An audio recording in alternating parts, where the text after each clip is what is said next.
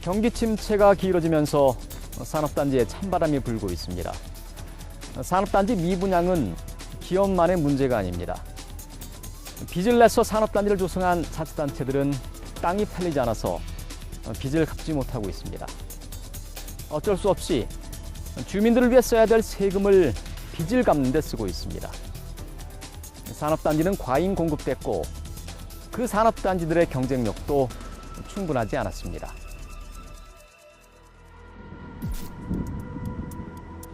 군산에 있는 한 농공단지입니다. 대부분의 부지에 잡초만 무성합니다. 전체적으로 농공단지에서 활기를 느끼기 어렵습니다. 전체 24만 제곱미터 가운데 태반을 놀리고 있습니다. 이곳 농공단지는 지금 분양이 별로 잘 안 된 것 같은데요. 네. 얼마 안 돼. 몇 개 안 되잖아. 2013년부터 분양에 들어갔지만 분양률은 30%를 넘지 못하고 있습니다. 장기간 공장을 가동하지 못하는 곳도 있습니다. 2015년도에 우리가 왔는데 그때부터 허다하다 그러더라고. 여기 그렇지 저쪽 댓글 그렇지. 저기도 문 닫았나요? 아니 저거는 가끔 이래요. 가동률이 높지가 않네요. 일거리가 없어서 그런가. 지난 2014년에 준공됐지만 현재 가동되는 곳은 9곳밖에 되지 않습니다. 어렵게 부지를 매각해도 그 후 계약이 취소되는 등 농공단지 분양은 계속 터덕거리고 있습니다. 업체가 부도가 나거나 아니면 신규 투자 여력이 부족해가지고 이게 이행이 안 돼가지고 그거 계약 해지하고 다시 또 분양하고 그렇게 돼서. 지난 2014년에 준공된 장수군의 한 농공단지입니다. 이 농공단지의 분양률은 40%입니다. 주로 식품, 전기, 전자업종을 중점적으로 유치한다는 계획이었지만 뚜렷한 돌파구를 찾지 못하고 있습니다. 전체적으로 경기가 좀 사실 좀 안 좋잖아요. 예. 사실 경기가 좀 안 좋기도 하고 또 식품을 더 중점적으로 클러스터화 하려고 하다 보니까 조금 전북의 57개 농공단지 가운데 12곳, 일반 산업단지 23개 가운데 10곳은 아직 땅이 다 팔리지 않은 미분양 상태입니다. 산업단지의 분양률이 저조하다는 것은 자치단체 입장에서 보면 그만큼 재정 부담이 커진다는 것을 의미합니다. 빚을 내서 산업단지를 조성했지만 땅이 팔리지 않으면 빚을 갚을 수 없기 때문입니다. 일부 자치단체들은 수백억 원의 예산을 산업단지 빚을 갚는 데 사용하고 있습니다.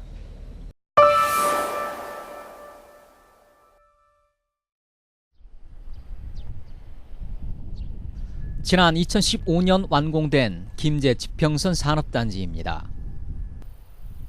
2년이 넘었지만 산업단지의 대부분은 허허벌판으로 남아 있습니다. 분양률은 50%밖에 되지 않습니다. 분양이 좀 늘었는가 해서 기업 입주라든가. 그게 실제로 그렇게 피부에 와닿는 게 별로 없네요.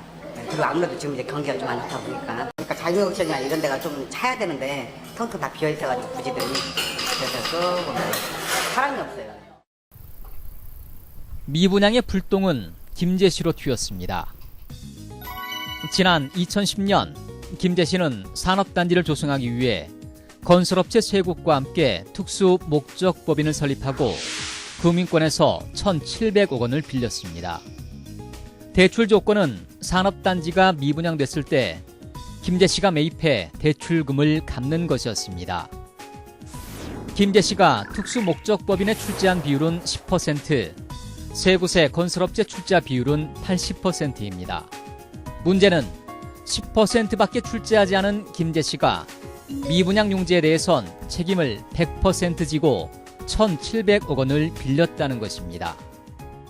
C&I 그 지분은 김제시에서 10%밖에 갖고 있지 않은데 1,600억 지급 보증을 씀으로써 어쨌든 10% 지분율이 100%로 책임은 100%를 질 수밖에 없는 말도 안 되는 행정행위를 했다는 것이 가장 큰 문제라고 생각합니다. 이에 대해서 김재 씨는 미분양 부지에 대해서 김재 씨의 보증이 없으면 금융권에서 대출을 받을 수 없었다고 해명하고 있습니다. 그때 당시 PF 대출금 받기가 어려웠습니다. 은행권에서. 그래서 그 지자체마다 이렇게 산업단지를 SPC 설립해서 하던 지자체마다 공통적으로 한 투의 투자 그 대출금 그 약정 내용이 전부 다 이렇게 미분양용지 매입 확약 조건으로 다 이렇게 할 수밖에 없는 입장이었습니다. 그 결과 김재 씨는 산업단지가 분양되지 않자 900억 원에 가까운 빚을 고스란히 끌어안고 있습니다. 김재 씨는 1차로 지난 6월 대출금을 갚기 위해 300억 원을 주고 미분양 부지를 사들였습니다. 땅을 팔아서 갚아야 할 빚을 김재 씨 예산으로 갚은 것입니다. 대출 조건이 미분양용지 매입 확약이다 보니까 저희가 이제 금년에 900억 이상 대출금이 남다 보니까 저희 추경 때 예산이 많이 가용 예산이 좀 여유가 있어서 300억을 미리 예산을 확보해가지고 그렇게 미분양용지를 매입을 해서 이렇게 대출금 상환을 했습니다. 또 내년 6월까지 나머지 590억 원을 갚아야 됩니다. 하지만 땅이 팔리지 않으면 이번에도 김재 씨 예산으로 갚아야 됩니다. 900억 원에 가까운 김재 씨 예산이 주민 수건 사업이나 민생 사업에 사용되지 못하고 이제 한 푼 없이 미분양된 땅을 사는데 묶이게 되는 것입니다. 900억에다가 국도비를 더 가져오면은 훨씬 더 큰 금액, 몇천억을 소시민과 소농이나 농민들한테 큰 혜택을 줄 수 있는 그런 사업들을 얼마든지 할 수 있거든요. 그래서 900억이 불이불급한 쪽에 이렇게 처박히는 것은 결국 김제 시민들한테 좋은 일이 아닐 뿐만 아니라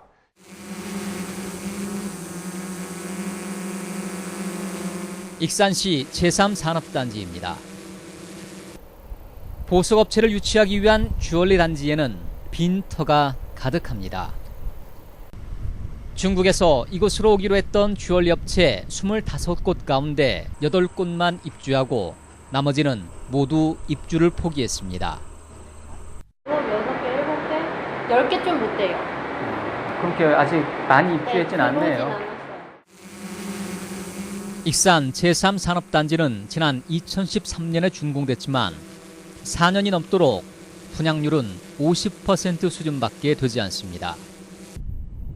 더구나 MOU를 체결하고도 막상 계약을 하지 않거나 투자 면적을 줄이는 기업들 때문에 산업단지 분양은 터덕거리고 있습니다.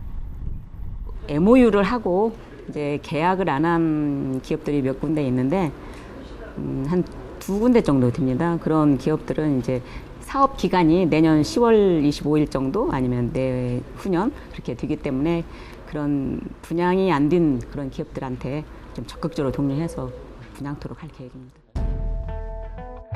익산시는 이 산업단지를 조성하기 위해 2009년부터 7차례에 걸쳐 모두 1,464억 원 규모의 지방채를 발행했습니다.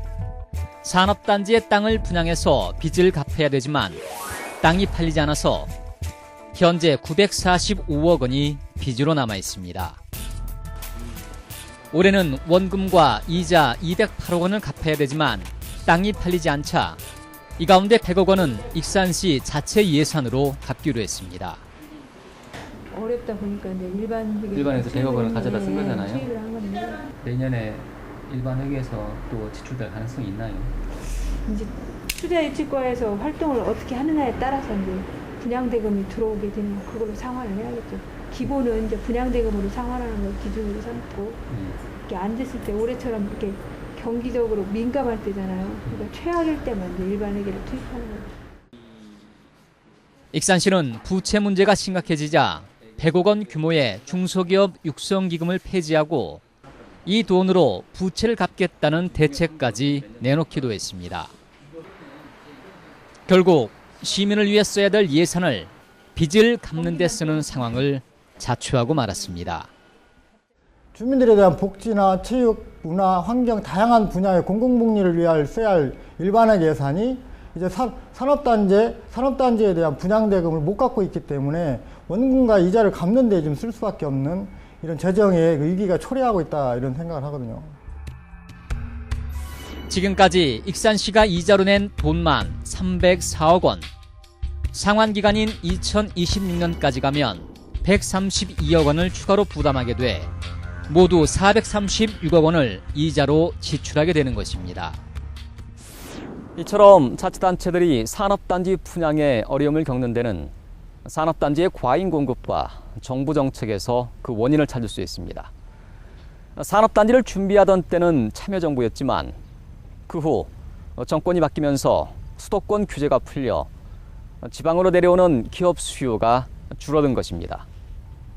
자치단체들은 장밋빛 청사진만 믿고 경쟁력도 떨어지는 산업단지를 수천억 원의 빚까지 얻어가며 조성했던 것입니다.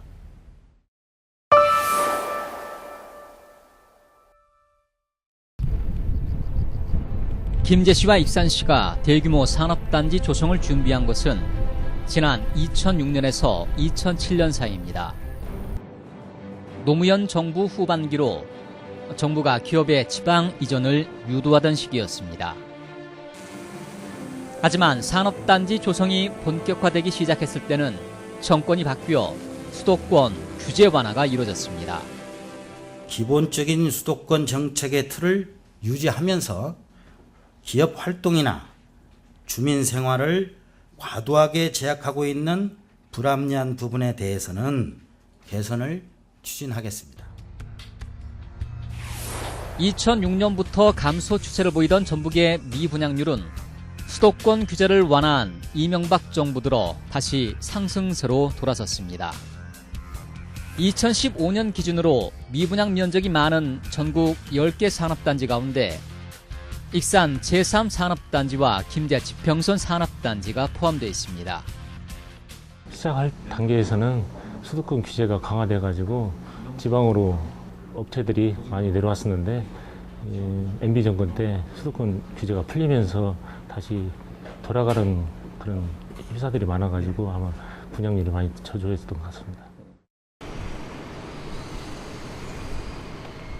완주군의 테크노밸리 산업단지 1단계 구간입니다. 전체 면적이 130만 제곱미터로 2014년에 준공돼 모두 분양됐습니다. 산업단지가 준공되기 전에 이미 70%가 분양됐습니다. 계획대로 우리 공단들이 이렇게 준공이 된다고 한다면 우리 완주가 우리 전라북도의 첨단 산업의 중심지로서 우뚝 서고. 그 결과 완주군은 산업단지 조성 비용 1,578억 원의 절반만 지방채를 발행해 조달했고 나머지는 분양대금으로 해결할 수 있었습니다. 그 테크노밸리 1단계 분양은 저희가 공사비에 들어가는 부분에 한 발전소 드는 780억을 지방채로 발행을 했습니다. 그 지방채 발행을 하면서도 나머지 공사대금은 분양대금으로 충족을 해가지고 일반 회계에서 재정사업을 지원하는 사업비는 없습니다. 완주 테크노밸리 산업단지의 분양가는 49만 원, 익산 제3산업단지는 40만 9천 원, 김제 지평선 산업단지는 39만 8천 원입니다. 완주 테크노밸리 산단의 분양가가 제일 높은데도 분양이 조기에 끝난 것은 결국 입지 조건과 주변 환경이 경쟁력을 갖추고 있기 때문입니다. 또 IC나 전주 여기 완주군을 관통하는 고속도로가 3개가 있기 때문에 물류 비용도 감소하고 지금 완주 산업단지의 분양률과 첨단 산업단지 분양률의 100%를 넘어가니까 자기 회사를 키우면서 인근에 있는 우리 40만 평에 투자하는 것이 더 효과가 있다고 생각해서 아마 그게 분양률이 높은 것 같습니다. 반면 익산시 제3산업단지의 경우에는 IC에서 산업단지까지의 진입도로 개설 문제를 여전히 해결하지 못하고 있습니다. 2013년에 준공된 산업단지 진입도로 개설 공사가 예산 문제 때문에 늦어져 빨라야 2019년에나 마무리될 수 있습니다. 예산이 원체 크게 들어가기 때문에 국비하고 시비하고 투자 들어갔는데 국비는 다 왔지만 시비가 원체 그때 당시 좋지 않았어요. 상황이. 그러니까 시비 투자를 못했어요. 산업단지 개발 방식과 규모에도 차이가 있습니다. 가장 좋은 입지 요건을 갖추고 있는 완주 테크노밸리의 규모는 김제와 익산의 절반 수준밖에 되지 않습니다. 하지만 완주군은 1단계가 100% 분양되자 2단계 산업단지를 조성하는 순차적 개발 방식을 채택했습니다. 반면 김제시와 익산시는 완주군의 2배가 넘는 규모의 산업단지를 한 번에 조성해 분양에 들어갔습니다. 그만큼 사업비 조달과 분양에서 많은 위험을 안고 시작한 것입니다. 유동성 확보를 충분히 보고 산업단지를 단계적으로 개발하는 게 옳다. 저는 이렇게 주장을 했었거든요. 그러니까 많은 산업단지들이 일시적으로 많이 이렇게 시장에 나오게 되거든요. 근데 실제로 이사를 올 기업들은 별로 없는 이런 상황이잖아요. 그래서 이런 상황에서 실제 유동성을 고려해서 산업단지를 조성을 했어야 하는데 그러지 않고 무리하게 조성한 부분이 있습니다. 미분양의 근본 원인은 정부의 수도권 규제 완화와 경기 침체이지만 산업단지의 과잉 공급에서도 찾을 수 있습니다. 김제, 완주, 익산의 산업단지는 30분 거리에 있습니다. 거의 같은 시기에 인접한 지역마다 산업단지 조성 공사가 이루어짐으로써 과잉 공급에 따른 미분양을 피하기는 어려웠다는 분석입니다. 산단 조성이라고 하는 게 대개 10년 내지는 20년 이상의 긴 장기 계획으로 세워지지 않습니까? 그렇게 만들어지다 보니까 사실은 이 당장의 수요 예측이 아니라 미래의 수요 예측을 가지고 산단을 조성하다 보니까 이런 문제가 발생을 했는데 아시다시피 심각한 경기 불황이 계속되고 있고요. 또 수도권 규제 완화가 되면서 지역이 그만큼 산업 환경이 나빠진 부분도 있고. 산업단지의 과잉 공급을 억제해야 되는 정부의 역할도 부실했습니다. 자치단체들이 경쟁적으로 산업단지 조성에 뛰어들어 낭패를 보고 있지만 중앙정부는 이를 제대로 조정하지 못했습니다. 지방정부 단위 또는 적어도 국가 단위에서의 어떤 지역 간의 이 차별성 내지는 차별 지역 간의 총량을 놓고 검토하는 그런 조정이 반드시 필요하다고 보여지고요. 그래서 이런 부분들이 강화되기 위한 이 규칙 규정들이 좀 정부 차원의 법적인 정비가 먼저 선행되어야 되지 않겠느냐 이렇게 생각을 합니다. 그래야 각 인접한 시군끼리 서로 경쟁적으로 산단을 조성하고 기업을 유치하면서 발생하는 불필요한 낭비를 막을 수 있다고 보여집니다.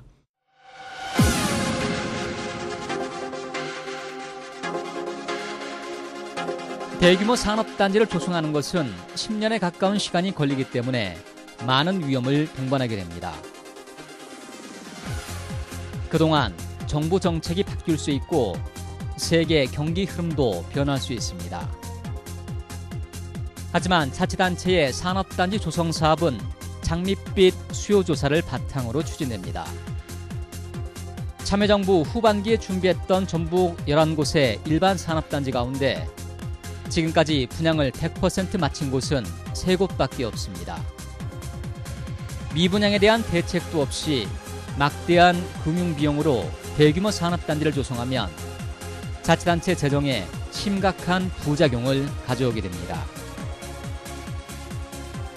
대규모 산업단지의 과잉 공급을 막기 위해선 미분양 산업단지와 업종이 중복되는 신규 산업단지의 개발을 억제하는 등 정부의 적극적인 산업단지 관리 대책이 요구되고 있습니다.